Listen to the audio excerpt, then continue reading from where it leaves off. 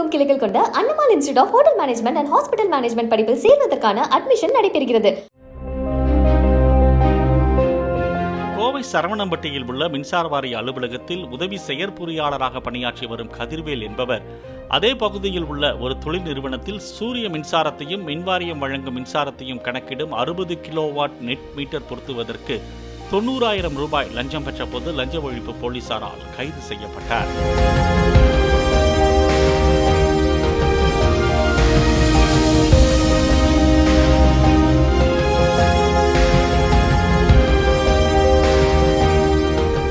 தமிழகமெங்கும் கிளைகள் கொண்ட Annamal institute of hotel management and hospital management படிப்பில் சேர்வதற்கான அட்மிஷன் நடைபெறுகிறது. பிளே ஸ்டோர் மற்றும் ஆப் ஸ்டோரில் இருந்து பாலிமர் செயலியை QR கோடு மூலம் பதிவிறக்கம் செய்யுங்கள். செய்திகளை உடனுக்குடன் பெறுங்கள்.